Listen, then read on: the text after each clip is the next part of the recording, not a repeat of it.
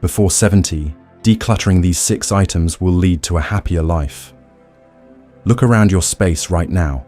Really see it. Does it feel like a sanctuary or a storage unit? Are you being gently cradled by your home or quietly crushed by it? As we edge closer to that epic 7-0, it's time to ask ourselves, are we living with our stuff, or is our stuff living us? What ancient Buddhist monks knew, and modern neuroscience confirms, is that every item you own carries an energetic weight far heavier than its physical mass. That chair you never sit in, it's whispering obligations. Those unworn clothes, they're shouting regrets. Today, at Moonmine Temple, I'll show you the 6 possessions silently draining your life force, and how letting them go isn't just decluttering, it's reclaiming your spiritual freedom. This isn't about tidying up, it's about waking up. Are you ready to breathe again? Let's first clarify what we mean by decluttering for a simpler, happier life. It's not merely about Marie Kondoing your belongings, though that can be a helpful method. Here, it's about a conscious practice of non-attachment, a key concept in Buddhism. It's about recognizing that our happiness is not inherently tied to our possessions, and that sometimes holding on to things can actually hinder our well-being. A simpler life, in this context, is one where we are not burdened by excess, allowing us more space, both physical and mental, for what truly matters: connection, presence, and inner growth. And a happier life, in the Buddhist sense, it's a life less marked by the suffering that arises from clinging and craving. As we move through this journey of letting go, consider this. What emotional baggage might these physical items be carrying? 1. Free your space, free your mind, releasing worn-out furniture. Our journey to a lighter, more awakened life begins with confronting the silent giants inhabiting our homes. Worn-out and unused furniture. Think of that sagging armchair, its once vibrant fabric now faded and torn. See the dusty table banished to the basement, a forgotten relic of family gatherings past. Perhaps there's an exercise bike, now merely a clothes rack, a monument to good intentions abandoned. These aren't just items, they're anchors, weighing down both your physical and mental space. The ancient wisdom echoes, all conditioned things are impermanent. Buddha. Just as the seasons shift and the river flows, everything in existence is in a constant state of change. Clinging to what is worn, broken, or no longer serves its purpose is resisting this fundamental truth, creating a disharmony within ourselves. Consider the story of Steve Jobs, a man who understood the power of simplicity. His minimalist lifestyle, often attributed to his Zen Buddhist practice, allowed him to focus on innovation and creation, unburdened by unnecessary possessions. He saw clutter not just as a visual distraction, but as a mental one, a thief of time and energy. What is the furniture in your home stealing from you? Zen teaches us to dwell fully in the present moment, to embrace the now. That unused furniture, gathering dust and cobwebs, is a vestige of the past, not a contributor to your present joy. A Zen master might say, each morning, the maple leaves are different. Each evening, the moon is new. This underscores the ceaseless flux of the universe. Why then do we cling so tightly to inert objects that have outlived their usefulness? Are we afraid of letting go of a memory, a perceived investment, or a fear of future need? Imagine the lightness of a room graced only by furniture you genuinely need and love. A space that breathes freely, inviting mindful presence. This isn't about sterile minimalism. It's about intentionality, about surrounding yourself only with items that resonate with your current life and aspirations. Releasing the old and unused isn't an act of discarding. It's an act of clearing, creating space for new energy, new possibilities, and a renewed connection to yourself. As the famed architect Frank Lloyd Wright observed, space is the breath of art. By freeing your space, you're not just decluttering, you're creating a canvas for your life's masterpiece, a sanctuary where you can truly thrive. How might releasing that heavy, outdated furniture invite a sense of renewal, inspiration, and newfound freedom into your living space and, more importantly, into your very soul? It's time to release the silent giants and welcome the spaciousness of the present moment. But what about the clothes hiding in our closets, silently judging our past choices and current size? 2. Ditch the maybe someday clothes, embracing your present self. Our wardrobes, often overflowing with clothes we might wear, can become silent battlegrounds between our present reality and a phantom version of ourselves. It's time to liberate yourself from this fashion purgatory and embrace the power of dressing the soul you are today. How much of your closet remains untouched, unseen for over a year? Those too small jeans whispering self-criticism, the career suit a ghost of your past professional life, the impulse buys that never quite felt you. They're not just hanging there, they're holding you back. Buddhist philosophy powerfully illuminates this struggle. We cling to the notion of a fixed self, resisting the ever-flowing nature of existence. The Buddha taught that there is no self, not in the static, definable way we often believe. Our identities are fluid, constantly evolving, shaped by experiences and choices. Holding on to unworn garments, remnants of past identities or aspirational fantasies, prevents us from fully inhabiting who we are right now. The teachings of Zen master Thich Nhat Hanh emphasize living in each present moment, fully aware and appreciative. What happens when you see a smaller dress from years ago, a constant reminder of your past physique? Does it fill you with the contentment of what used to be, or with the subtle dissatisfaction of your current body? How much energy are you wasting on clinging to the past instead of fully accepting yourself as you are right now? Imagine the freedom of a streamlined wardrobe filled only with clothes that you love, that feel comfortable against your skin, that empower you to express your authentic self. This isn't about superficiality. It's about cultivating self-compassion and respect. Embrace the wisdom of Coco Chanel, who advised, dress shabbily and they remember the dress. Dress impeccably and they remember the woman. What do you want your clothes to say? Do you want them to be the chains of the past or a canvas for your present story?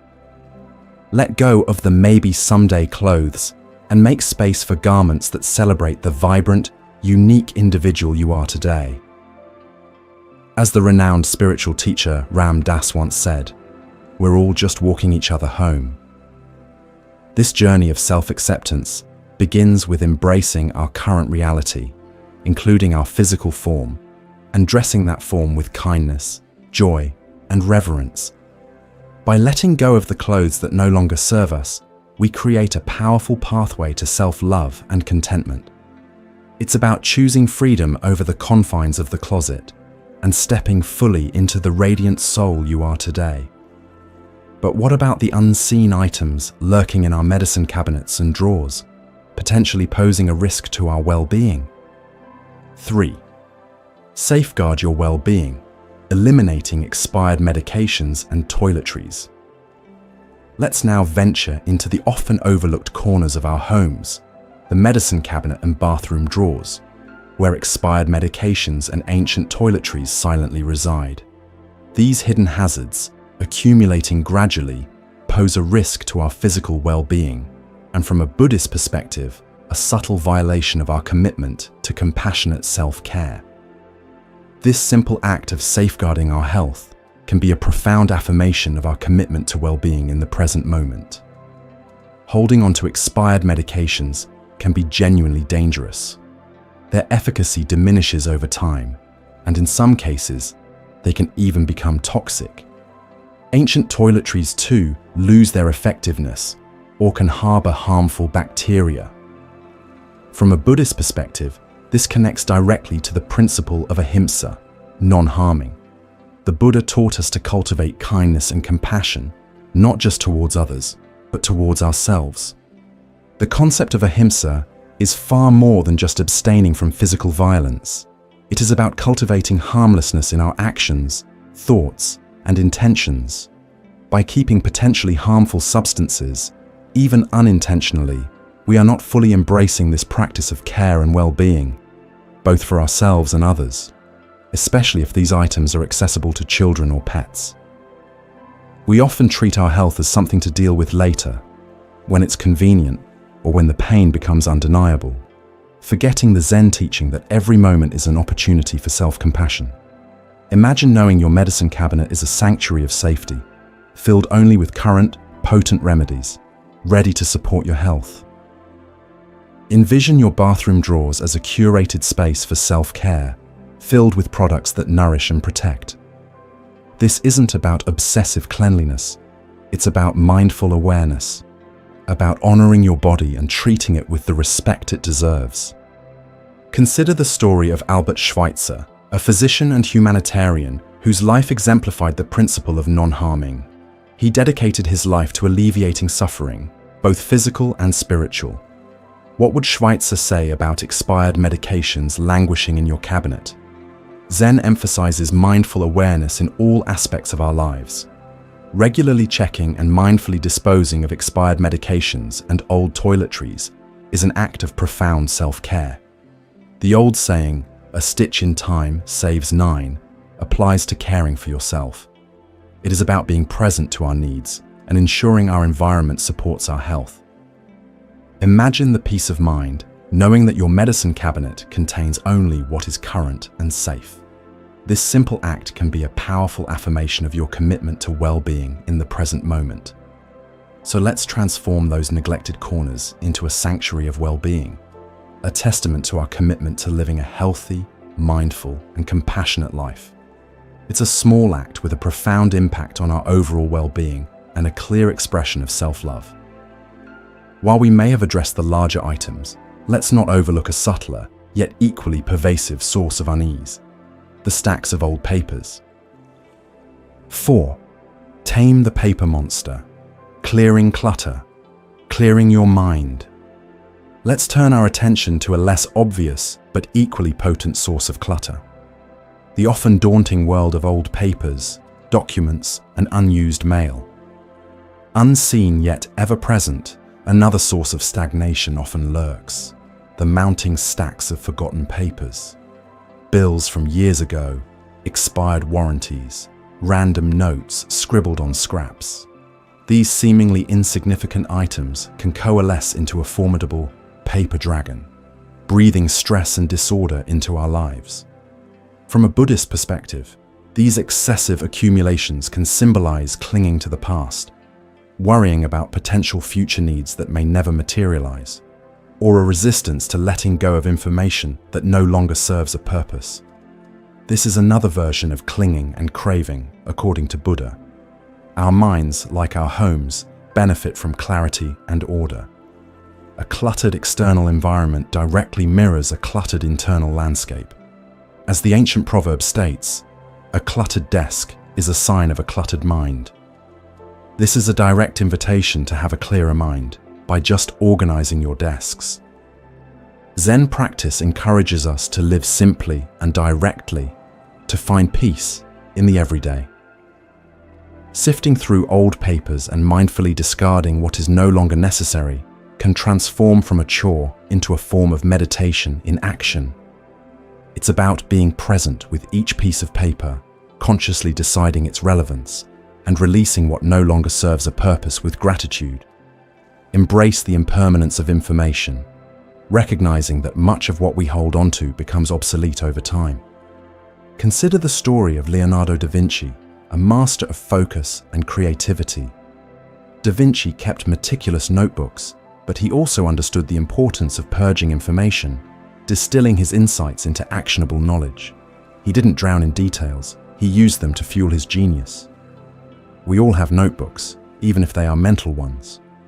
Imagine the lightness and mental clarity that emerge from a well-organized filing system, or even better, a conscious move towards digital documentation where possible.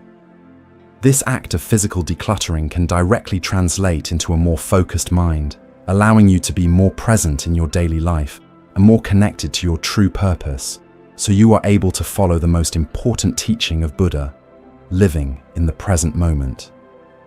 When you focus on today, old papers have no place there. As the poet William Blake eloquently stated, energy is eternal delight. Unburden yourself from the weight of unnecessary paperwork and unleash your energy, directing it towards your passions and goals. Take it one step at a time, one stack of paper at a time. It's time to tame the paper dragon and reclaim your mind, creating space for clarity, focus, and the vibrant pursuit of a life well lived. The heart of the home, however, is not immune to the subtle accumulation of items carrying a different kind of weight, those tied to memories and good intentions. 5. Simplify your kitchen, simplify your life, letting go of unused gadgets. Stepping into the heart of the home, the kitchen, a space meant for nourishment and creativity, we often find ourselves surrounded by relics of culinary dreams that never quite materialized. How many gadgets, appliances, or specialty cookware items do you own that have been gathering dust in cabinets or on shelves for months, even years? The spiralizer you used once, the bread maker now silently mocking your fleeting interest in artisanal bread, the panini press relegated to the back of a cupboard. These well-intentioned purchases, if unused, transform the kitchen from a space of joyful creation into a repository of unrealized intentions. Buddhist teachings highlight the profound wisdom of simplicity, that owning only what we truly need and use allows us to focus on the essential aspects of daily life, such as preparing nourishing food with mindful intention. Buddha said something very important about this, that the secret of health for both mind and body is not to mourn for the past, nor worry about the future, but to live the present moment wisely and earnestly. It will be easier to live in the present if you only have the tools to live for today. Zen practice encourages us to find joy in the ordinary, to savor the simple act of preparing and sharing a meal. A cluttered kitchen, however, detracts from this fundamental pleasure, transforming a nourishing ritual into a stressful chore. Marie Kondo, a master in home organization, once said, "The best way to choose what we really want to keep is to pick up each item and ask, does this spark joy? If it does, keep it. If not, dispose of it." Consider the example of the minimalist chef who prioritizes high-quality ingredients and essential tools over a plethora of gadgets. They understand that culinary mastery lies not in possessing every conceivable device, but in honing their skills and connecting with the ingredients they use. What we can learn from minimalist chefs is to find the art of cooking. Let's reclaim the kitchen as a sanctuary of nourishment and creativity, decluttering unused items and embracing the Zen principle of simplicity. This transformation can bring a sense of calm and focus to your daily routines, allowing you to savor the simple pleasures of cooking and sharing meals, transforming your kitchen into a haven of mindful nourishment and joyful creation. But what about the items that hold deep emotional significance, the ones tied to cherished memories? 6. Honoring the past, embracing the present, releasing sentimental clutter. Finally, we arrive at what is often the most emotionally challenging category, sentimental items that no longer serve you. However, in the heart of our homes, we find memories living, but some of them take up too much space. These might include gifts from loved ones who are no longer with us, mementos from significant life events, or collections that have expanded beyond our ability to properly display and appreciate them. While these items hold profound emotional value, an excessive accumulation can sometimes weigh us down, keeping us tethered to the past in a way that prevents us from fully embracing the present, which is the focus of living, teaching Buddha. The path of Zen encourages us to cherish memories while also embracing impermanence, accepting that all things, including relationships and experiences, are subject to change. One teaching from Buddha says, "You only lose what you cling to," The past is beautiful, but it should be an anchor, but something that allows you to dream today. It's about recognizing that the essence of a loved one or a special moment lives in our hearts, not just in a photograph or an old trinket. It can be a painting that makes you feel as happy as you were on that very special trip. Consider the story of Maya Angelou, a woman who transformed personal tragedy into profound wisdom and resilience. She carried the memory of painful experiences, but she also learned to release the weight of the past, using her experiences to inspire others and embrace the present moment. What this teaches us is to learn that sad memories may exist, but they are something to accept, to remember, and to have peace with it. Some might argue that decluttering is difficult, that letting go of possessions, especially those with sentimental value, can be emotionally challenging. This is a valid point, and it's important to approach this process with patience and self-compassion. The Buddha taught about the nature of suffering, dukkha, and our attachment to possessions is indeed a source of it. Recognizing this is the first step towards liberation. Start small, be kind to yourself, and celebrate the progress you make, no matter how incremental. In essence, the journey of decluttering before turning 70, guided by the wisdom of the ancients and the principles of Buddhist Zen, is a powerful path towards a simpler, happier, and more awakened life. It's about releasing the burdens of the past, embracing the present moment, and creating space, both physical and mental, for greater peace and joy. By mindfully letting go of worn-out furniture, unworn clothes, expired medications, old papers, unused kitchen items, and sentimental clutter, we are not just tidying our homes. We are cultivating non-attachment, embracing impermanence, and fostering a deeper connection to the present moment. This journey of letting go is ultimately a journey towards inner freedom. What steps will you take today to begin your own decluttering journey? Share your thoughts and experiences in the comments below. Your insights can inspire others on their own path to a simpler and happier life. And if you found this exploration valuable, be sure to like this video and subscribe to the Moon Mind Temple for more teachings on mindful living and inner peace. Remember, the true treasures lie not in what we accumulate, but in the lightness of being and the clarity of mind we cultivate along the way.